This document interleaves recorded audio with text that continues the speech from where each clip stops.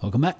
Now we're going to be looking at Lennie in section 1, and again we're going to be using Slack to actually analyse things, so always bear them in mind when you're looking at characters here and characters in any other novel or play that you are studying.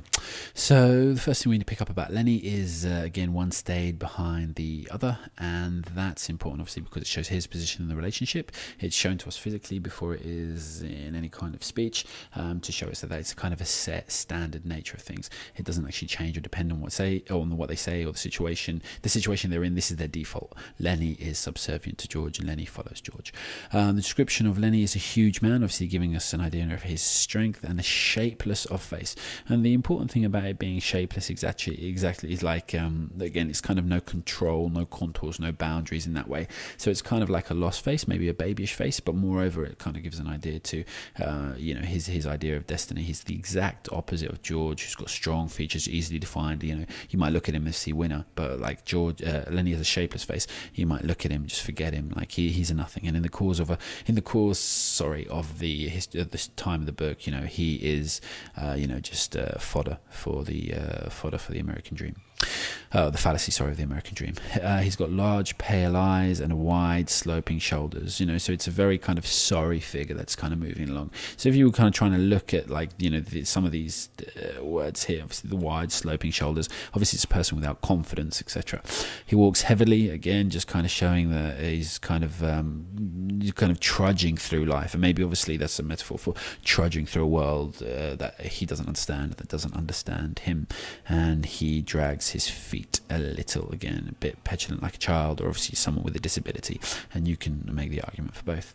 When he drinks, we find he drinks with long gulps, and he snorts into the water like a horse. Obviously it kind of shows animalistic qualities about him, which is a reference to his strength and his simplicity, and moreover it also shows that he has not got manners, which isn't really hugely important for here, but in the context of him not knowing what to do and when, it's really important. Maybe he needs George to tell him how to drink properly, or maybe he'll need he needs George to tell him how to deal with Curly and how to deal with the boss, etc, etc, etc. So maybe in some aspects here, Lennie isn't quote unquote fully trained as an animal, which is interesting because obviously all the stuff he gets into trouble with are all to do with the fact that he doesn't know how to control himself, and again he's just like an animal that isn't fully trained.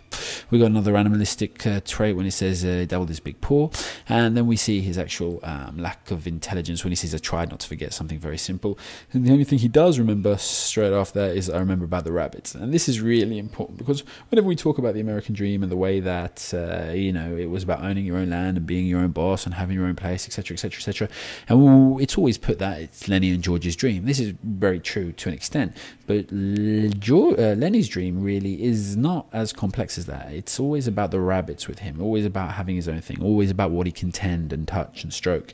So we have to ask ourselves really, does he even know what extent of dream he's trying to follow? Obviously, is it because he doesn't know because of his limitations mentally, or is it because that's not really what he wants? He just wants to be able to touch things, and he just wants a simple, easy life. But again, he doesn't fit into this world of mercenaries and guns for hire in terms of or work hands for hire, etc. So you can analyze that as much as you want. Here we actually find again his strength and his lack of control in that untrained way, which sets us up for obviously a lot of what's going to happen later on. It's just a dead mouse, George. I didn't kill it, honest. I found it dead. We kind of get the feeling that he's lying here. Basically, you don't really see therein straight away that it is his fault or he's lying, but a kind of common psychological trait, I guess, or maybe Steinbeck was referencing, was that when someone kind of over explains and over defends themselves, then they're lying, and that's what we're supposed to pick out from here. And obviously with the exclamation mark here, he's trying to protest his innocence too much. And when he's told to actually repeat something or keep something to himself, which is about the what not to say the next day and how to behave, he drones to himself softly. So he kind of like has to repeat it out loud. It's kind of very simple, very childlike. If you tell a child to remember something, then they try and repeat it themselves straight away. Whereas, people that you expect to be adult-like, they just say, okay, got it. And then, expected to remember it inside your head. But here, much as like someone would count on their fingers, whisper if they were counting on their fingers, it kind of shows a lack of intelligence of sorts, even if it's not, that doesn't apply to, you know, everyone that does this. It's being used in that way here. Lennie laid the mouse in his hand, and again, I wasn't doing nothing bad with it. I was just stroking it. So here we get the idea that, you know, he did kill this mouse, and he kind of references the bad here, you know, and we kind of find that Lennie's a bit of a lost soul. He tries to do things one way, and unfortunately they always turn out the other way. So when he says, I wasn't doing nothing bad, you know, he doesn't really understand why the things died, and, you know, he was just trying to give it some kind of affection. You know, I was just stroking it. And again, like the contractions on his words, we find again shows the level of simplicity that he has, and obviously the dialect from the place that he comes from, etc.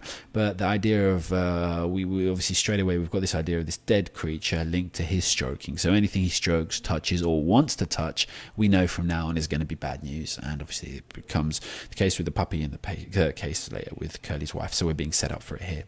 That mouse ain't fresh, Lennie, and besides, you broke it petting it. Now basically he has to talk to him in very simple terminology. George has to talk to Lennie in very simple terminology. When he says you've broke it, obviously he says you broke it rather than you killed it, which is you know, interesting, because he's trying to soften it for him in some way. And again, it's you know, he has to be told this kind of thing. You know, he doesn't kind of make the connection himself. He doesn't understand why it's dead. So it kind of shows again how childlike he is in and of himself to in his relationship with George.